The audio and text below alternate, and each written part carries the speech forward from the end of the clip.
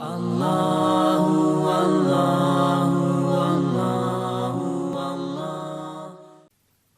انفال کی آیت نمبر 59 سورہ انفال کا 8واں رکوع اور 10ویں پارے کا 4تھا رکوع. وَلَا يَحْسَبَنَّ الَّذِينَ كَفَرُوا سَبَقُوا، اور ہرگز کافر اس گھمنڈ میں نہ رہیں کہ وہ ہاتھ سے نکل گئے. یعنی جو جنگ بدر میں بھاگ گئے، قتل ہونے سے، گرفتار ہونے سے بچ گئے، وہ یہ نہ سمجھیں کہ مسلمانوں کے ہاتھ سے یہ نکل گئے ہیں، اب یہ قابو میں نہ آئیں گے. وَلَا يَحْسَبَنَّ الَّذِينَ كَفَرُوا سَبَقُوا، اور ہرگز کافر اس گھمنڈ میں نہ رہیں کہ وہ ہاتھ سے نکل گئے. إِنَّهُمْ لَا يُعْجِزُونَ، بے شک وہ عاجز نہیں کرتے اپنے گرفتار کرنے والے کو. یعنی مسلمان ان کو گرفتار کریں گے اور یہ مسلمانوں کی پکڑ سے نہیں بچ سکیں گے، کیونکہ مسلمانوں کے ساتھ اللہ کی مدد ہے. اب اس کے بعد مسلمانوں کو خطاب ہوتا ہے، وَأَعِدُّوا لَهُم مَّا اسْتَطَعْتُم مِّن قُوَّةٍ، اور ان کافروں کے لیے تیار رکھو جو قوت تمہیں بن پڑے، چاہے وہ ہتھیار ہوں، قلعے ہوں، تیر اندازی ہو، دیگر اسلحہ ہو اور جنگ کی دیگر تیاریاں ہوں. اس کی تیاری کرو اور سامان تیار رکھو، اور یہ سامان اس لیے ہو تاکہ کافر اس سے روب و دبدبے میں مبتلا ہوں، وہ حملہ کرنے کی جرت نہ کریں، اور اگر حملہ کریں تو وہ ذلیل و رسوا ہوں. مسلم شریف کی حدیث میں ہے کہ سید عالم صلی اللہ علیہ وآلہ وسلم نے اس آیت کی تفسیر میں قوت کے معنی رمی یعنی تیر اندازی بتائے.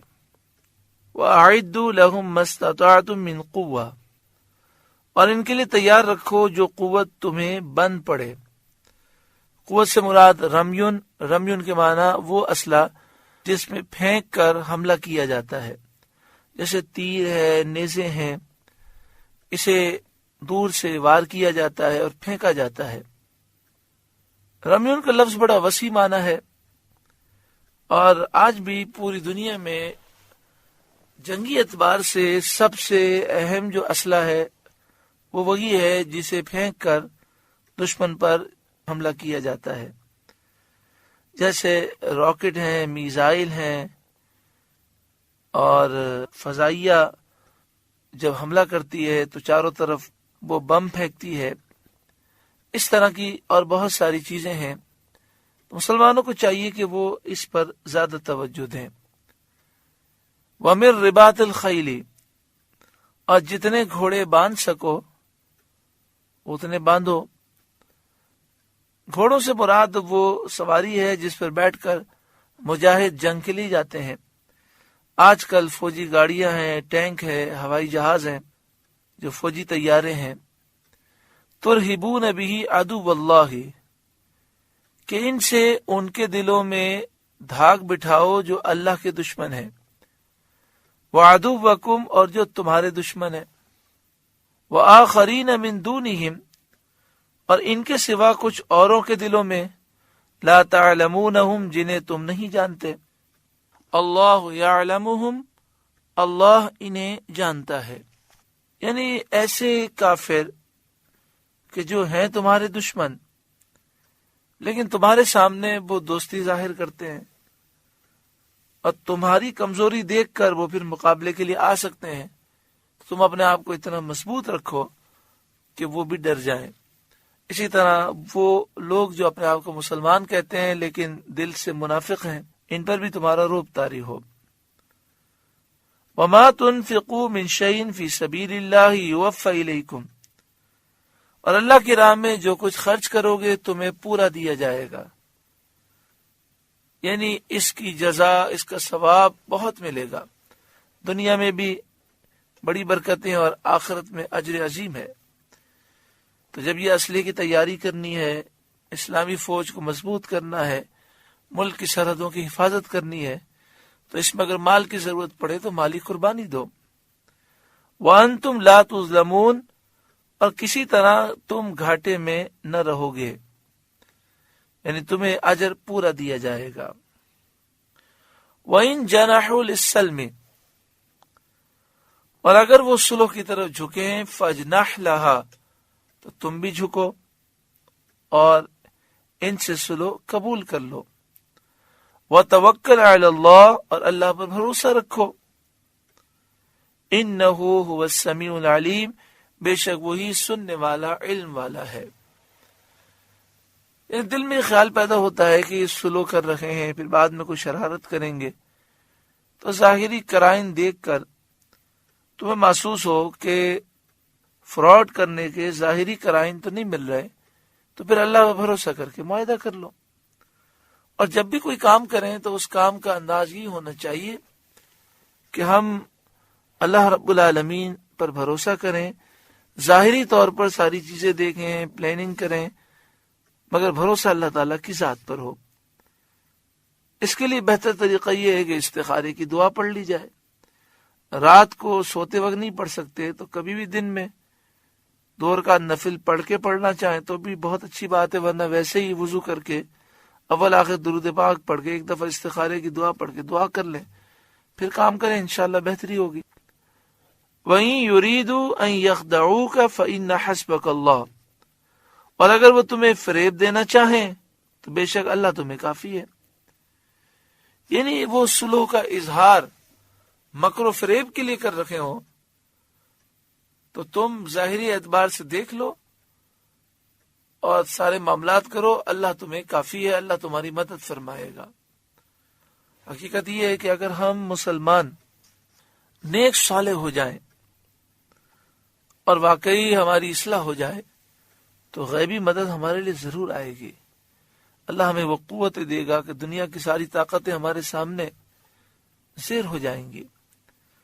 هُوَ الَّذِي أَيَّدَكَ بِنَصْرِهِ وَبِالْمُؤْمِنِينَ، وہی ہے جس نے تمہیں زور دیا اپنی مدد کا اور مسلمانوں کا۔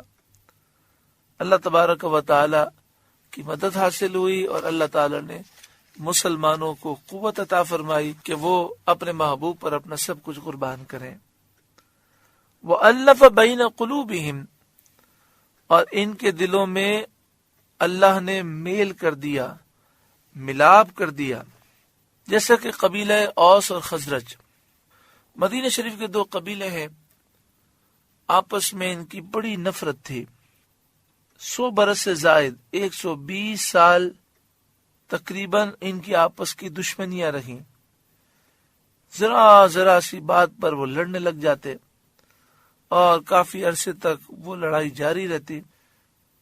تو اللہ تعالیٰ نے اپنے محض کرم سے ان کی نفرتوں کو ختم فرمایا، محبت الفت پیدا کر دی، حضور کی غلامی انہوں نے اختیار کی، سارے معاملات درست ہو گئے۔ لو انفقت ما فی الارض جميعا ما الفت بین قلوبہم، اگر تم زمین میں جو کچھ ہے سب خرچ کر دیتے ان کے دل نہ ملا سکتے۔ یعنی ان کی باہمی دشمنی اس حد تک پہنچ گئی تھی کہ انہیں ملانے کے لیے تمام کوششیں بیکار ہو چکی تھی، کوئی صورت باقی نہ رکھی تھی، ذرا سی بات میں بگڑ جاتے اور کافی عرصے تک جنگ باقی رہتی، کسی طرح 2 دل نہ مل سکتے۔ جب رسول کریم صلی اللہ علیہ وآلہ وسلم تشریف لائے، عرب کے لوگ آپ پر ایمان لائے، انہوں نے آپ کا اتباع کیا، تو یہ حالت بدل گئی اور دلوں سے پرانی دشمنیاں، کینے، عداوتیں، بغض دور ہو گئے، ایمانی محبتیں پیدا ہوئیں، سب حضور کے غلام بن گئے، اور یہ رسول کریم صلی اللہ علیہ وآلہ وسلم کا روشن معجزہ ہے۔ اس سے معلوم ہوا کہ آج بھی مسلمانوں کے دلوں کو جوڑنے والی ذات حضور کی ذات ہے۔ سب حضور کی محبت کا چرچا کریں اور حضور کی ناموس کی حفاظت میں کھڑے ہوں، یہ وہ چیزیں ہیں جس سے آج بھی مسلمان متحد ہو سکتے ہیں۔ وَلَكِنَّ اللَّهَ أَلَّفَ بَيْنَهُمْ، لیکن اللہ نے ان کے دل ملا دیے۔ یہاں فرمایا اگر تم پوری زمین کی دولت بھی خرچ کر کے ان کے دل نہ ملا سکتے، لیکن اللہ نے فضل فرمایا اور ان کے دل ملا دیے۔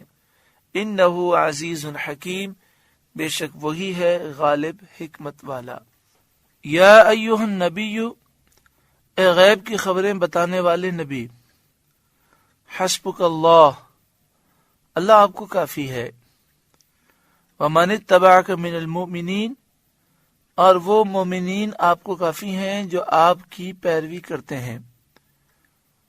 اس آیت کریمہ میں یہ بیان کیا گیا کہ اے محبوب صلی اللہ علیہ وآلہ وسلم، اللہ آپ کی مدد کے لیے کافی ہے، اور جو آپ کے غلام مسلمان ہیں، نیک مومنین ہیں، وہ آپ کی مدد کے لیے کافی ہیں۔ حقیقی طور پر اللہ تعالی مدد کے لیے کافی ہے، اور اللہ کی عطا سے مومنین کافی ہیں، تو مجازی طور پر یہ کافی ہیں۔ لہذا یہ سمجھنا کہ حسبی اللہ کے معنی یہ ہیں کہ میرے لیے اللہ کافی ہے، اس کا مطلب یہ سمجھنا کہ مجھے اللہ کے نیک بندوں کی کوئی حاجت نہیں، وہ غلط ہے۔ حقیقی طور پر تو اللہ ہی کافی ہے، اللہ کی عطا سے نیک بندے مدد کرتے ہیں۔ اس آیت کریمہ کا شان نزول یہ ہے کہ حضرت سعید بن جبیر رضی اللہ تعالیٰ عنہ حضرت عبداللہ بن عباس رضی اللہ تعالیٰ عنہ سے روایت کرتے ہیں کہ یہ آیت حضرت عمر رضی اللہ تعالیٰ عنہ کے ایمان لانے کے بارے میں نازل ہوئی۔ اس وقت 33 مرد مسلمان تھے اور 6 عورتیں مسلمان تھیں۔ تب حضرت عمر رضی اللہ تعالیٰ عنہ اسلام لائے۔ ایک قول یہ ہے کہ یہ آیت غزوہ بدر میں جنگ سے پہلے نازل ہوئی۔ مومنین سے یہاں مراد انصار ہیں، اور ایک روایت میں مہاجرین اور انصار دونوں ہیں، یعنی اللہ بھی آپ کو کافی ہے اور مہاجرین اور انصار بھی آپ کو کافی ہیں۔ سورہ انفال کا 8واں رکوع مکمل ہوا۔ اللہ تعالیٰ اس کے نور سے ہمارے قلوب کو روشن اور منور فرمائے۔ اللہ اللہ